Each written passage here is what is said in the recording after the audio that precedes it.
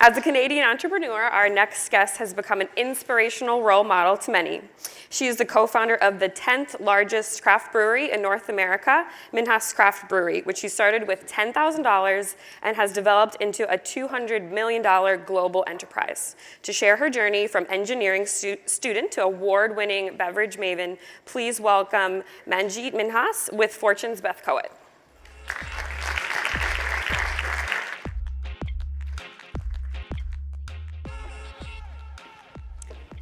Great.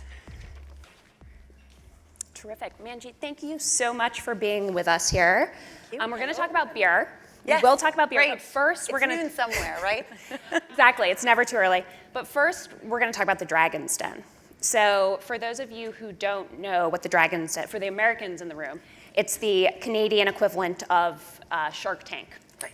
And so you have the reputation as being the tough dragon. And so there's a lot of cutaways of you rolling your eyes at people and just sort of looking skeptical. So is this really who you are? Or is this your TV persona? Yes, definitely who I am. Really honestly, one of the two reasons why I said yes 4 years ago when Dragon's Den and CBC came calling was because it is unscripted and we get to be us. And we get to be us because it's our money. It's not the CBC's money that we're investing in these businesses.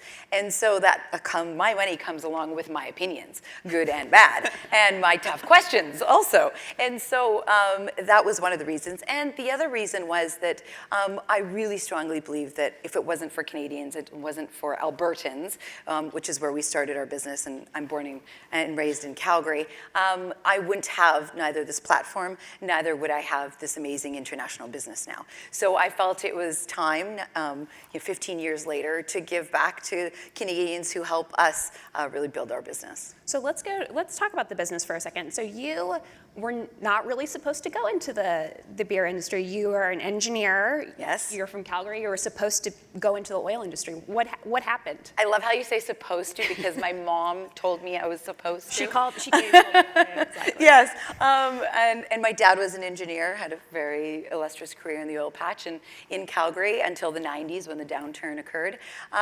But yes, I was made to be good in math and science. I am making my two little girls be good in math and science because my mom always used to tell me it's a career that you can trust, that being in Calgary, living in Calgary, it was a great job, a corner office, full benefits, as my mom used to tell me, which were great. She's an immigrant from India, so that really made a big deal and a difference. And so that was really going to be my path, I thought, too, when I started really experimenting in university about what I wanted to be also. Engineering was definitely where I wanted to be. So what happened? How did you come up with this idea? Well, after the first year of engineering, it was really tough for all the engineers in the room might know. And so I decided to take the spring and summer off and work in my parents' liquor stores. Alberta is the only province in this country that is completely privatized. So there are entrepreneurs that run the liquor stores. And my dad was one of those liquor store owners in the 90s when it became privatized. And so really, liquor was our family business. And the retail portion of it. And so I learned about the industry from selling, from stocking shelves, from doing my dad's payroll, from being a fly on the wall when he was meeting with all of the other big producers and manufacturers. And so my brother and I came up with this idea that summer to come out with a private label brand of spirits for not only their stores, but for all Alberta stores, for really bar stock, and for those who were buying in large volumes their vodka, their tequila, their Irish cream, and they didn't care what the brand was. It was all about the price, and hopefully in some cases what was in the bottle. Okay. So you were really sort of a branding and marketing company. Definitely. Okay. When people say, that you started as a brewery, in this day and age, people think that when you start a brewery, it actually has to be bricks and mortar brewery. Not what we started with. Started with $10,000. Actually, was never the dream to begin with either. Was a sales, marketing, and branding company. Somebody else make it because the engineer in me definitely knew that the manufacturing portion of it was another business in its entirety and not something that either we knew how to do, we had money for, that I wanted to do. And so we got a co-pact with a fabulous brewery in Wisconsin And because of NAFTA, we're able to just ship it up to Alberta and sell all of our products in Canada. And really, we're just that until we had enough cash and expertise. Whereas in 2006, then we bought that brewery and then grew our facilities. And so you are in the manufacturing. Yes, we now. have 7 breweries and distilleries around the world now: Canada, U.S., Mexico, and Barbados. And then we sell in 18 countries our products. So you were just 19 when Yeah. you started this company. Did being so young hurt or help you? I think it totally helped. I encourage all, not only young women, but young men to start early. And because when you're young, you're naive. You have an ego, which is great. And you think the world is fair and life is fair. And so you're really not jaded yet. And so, and honestly, I was 19 living at home and I cashed all my chips and there wasn't many chips to cash. Whereas now as a 38-year-old with two girls at home and a husband and family and other responsibilities, it would definitely be hard to risk it all again like I did back then. But also just to think outside that box. Now, definitely the box is becoming more defined as you become a bigger company, but also as I get older, it is definitely harder to take those risks. I calculate a lot and use spreadsheets, the engineer in me, for every decision, whereas I didn't necessarily do that in my early 20s. So you run the business with your brother. Yes. How do you divide and conquer, and what happens when you disagree? Well, that's exactly what we do, is divide and conquer. So we realized very early on that as similar as we are, we do have differences and we do have different strengths. And thank goodness those strengths are different. And so he handles sales, government relations, and other portions of our business, our facilities. And I handle our HR, our finance, our marketing, and then, well, I'm the public face these days now too. And so it's really interesting that we do some things together, of course, the big decisions, but it's nice to have a business with my brother. We own everything 50-50, even if one of us is doing more than the other. We own everything 50-50, and I think that really makes that relationship easier. So when you disagree, who's Well, I'm older. I'm 18 months older, and I own every month of that. and so, no, if we can't agree to disagree, or if we can't convince each other of the other's opinion, we have a mediator. And the mediator is my father. Okay. And it is my dad because we both respect him. He's also been really along with us on this journey from the beginning. Being an entrepreneur himself, he sold his businesses more than a decade ago, but he understands a lot of the nuances. And so we decided early on that we needed a mediator and that we needed somebody that we could both go to, plead our cases to, because that's what we do. And then when he said or made a decision on our behalf, that we just go with it. There's really, of course, there's some days I like to think that he likes me more, so he'll side with me, but he's a really good diplomat, so yeah, no. I'm going to get to questions in a second, but first I want to ask you about cannabis, because... Yes, of course you do. Of course, which hopefully prompt some questions. So last month, Canada legalized recreational use of cannabis. Right. What does that mean for the beer industry? Is that good or bad for business? I don't like to think of it as good or bad. I think of it as an opportunity. I think of the cannabis industry definitely complementary because it's highly regulated, and there are not that many businesses that can work or that are used to working in highly regulated industries. So yeah, I do think of it as an opportunity. There are still a lot of questions around consumables and edibles, which is what we will be getting into next year. So this is going to become part of the business. Cannabis-infused beer, gin, vodka coming your way in 2019. Don't know when, don't know what price, don't know what levels, but definitely we've been doing R&D for just under a year now in California. So we're still getting it right, but definitely it is an opportunity. We see it as. Also, we're dealing with a lot of the retailers that we already deal with on the liquor side who really want that consumable or even have the stores already or licenses. So it's something that we're looking at. We haven't defined our strategy yet entirely, but because legislation hasn't completely come out yet.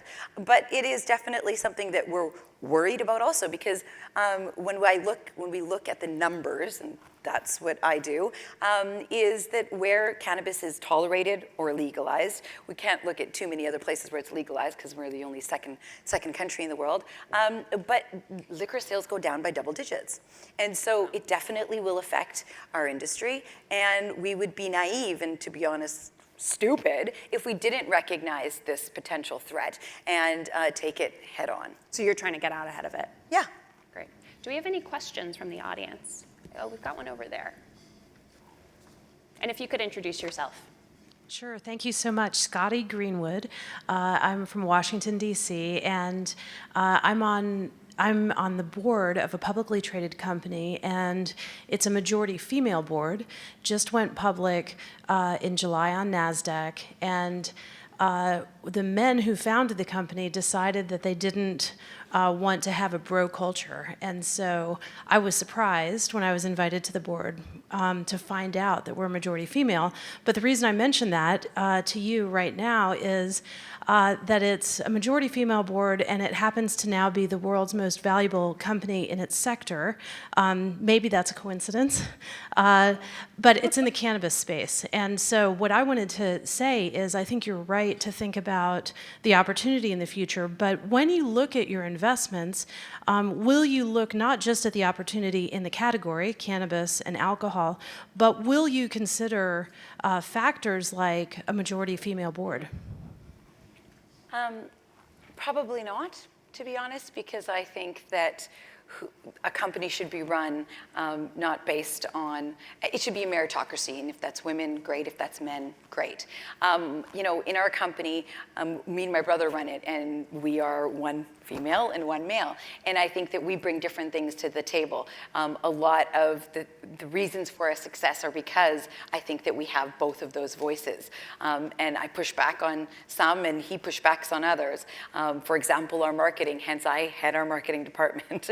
And so I think that it should be a meritocracy as to who you not only invest in, but who you do business with. So I don't usually look at it. Sure, inside it gives me joy when there are women running companies or sitting on boards, as I do too. But it's not the deciding reason as to why I partner or invest in them. I want to go back to the business for a second and ask you, you've now expanded into printing and design. You have a TV and film production company. What does this have to do with spirits, and what's next after that?